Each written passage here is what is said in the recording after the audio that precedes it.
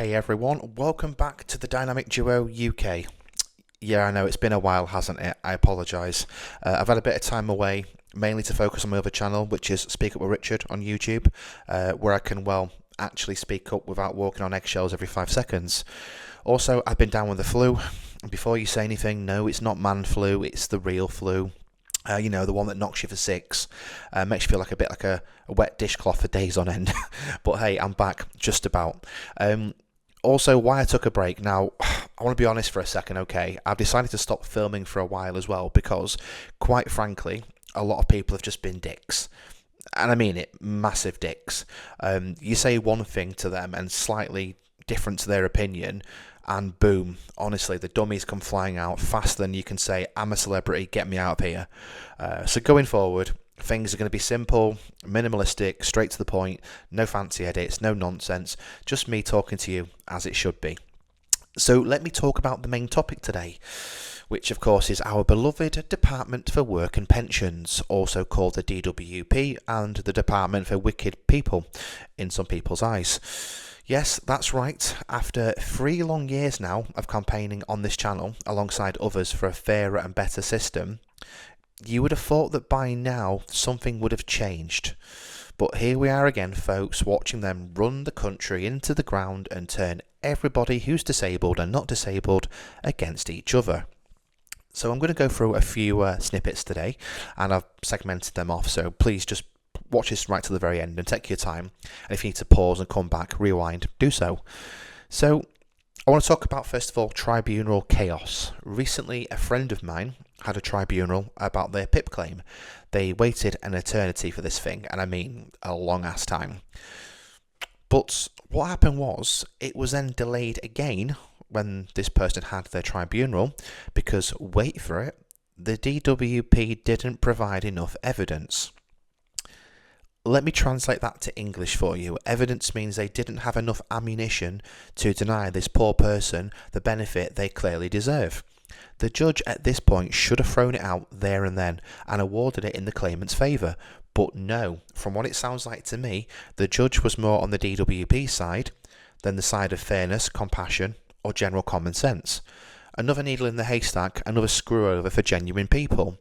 Does this sound like something that's happening regularly? Will it be happening more in the future?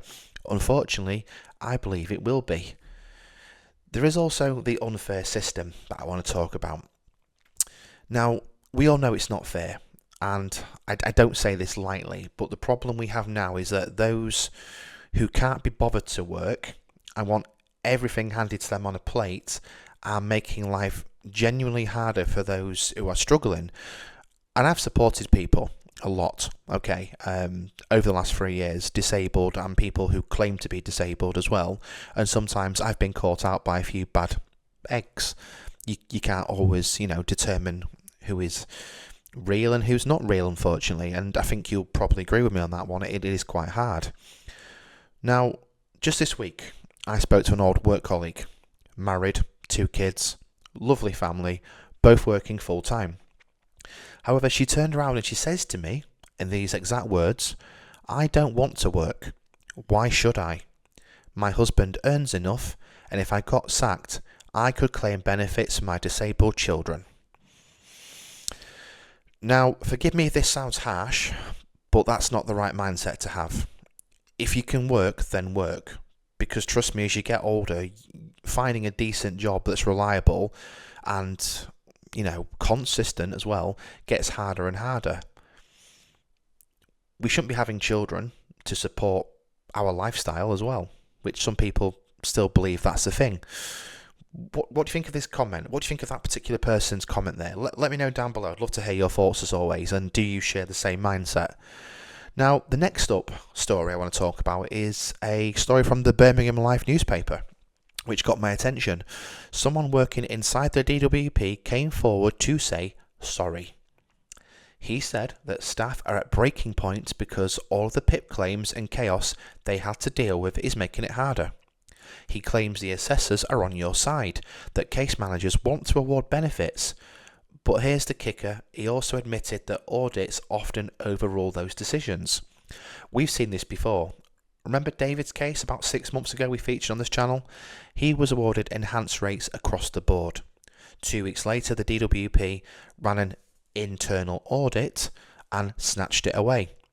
We had to threaten legal action both against the DWP and the government from this channel alone to help this person alongside our associates. And guess what? It got reinstated because they realised they made an error. So my message to the DWP is this, and let me say it loud and clear, okay? These audits need to stop. You're not saving money, you're ruining lives. Case managers, stop with the power trips. 80% of you seem to enjoy denying people rather than helping them, despite the opposite that you claim to do. Assessors are not the DWP. They're independent for-profit companies paid to fail people. Remember that figure, £80 for every case failed. We proved it before. It's all out there on the internet. Go take a look. They're not on your side. They'll twist your words, ask loaded questions, and then stab you in the paperwork. Even Dick Turpin wore a mask. Maybe they should try it too. So, what's coming next for 2026?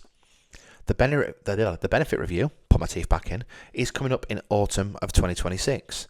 And I'll be honest, guys, it's shaping up to be a total disaster. It looks like they're planning to screw over those on PIP even more, stop anyone from under the age of 21 claiming most disability benefits. That includes, PIP and universal credit side of it. And potentially block the payments from those transferring from DLA to PIP or LCWRA, all in the effort to save money. They're also tightening the Motability scheme, pricing people out of electric cars and listing vehicles not suitable for disabilities, and then slapping on price hikes up to, wait for it, 55% more on the advance payment. Motability blames manufacturers. Manufacturers blame Motability.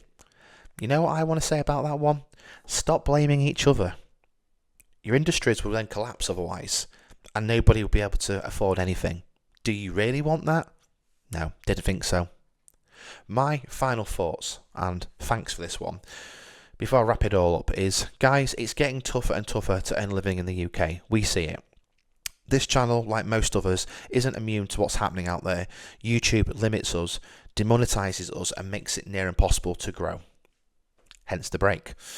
So if you'd like to support what I do, if you truly value these videos and the truth and the work that we put to go into these videos, please consider any future donations that you want to give us, monetary value of course, via PayPal instead, not via YouTube. The links are down below. Go give it a click.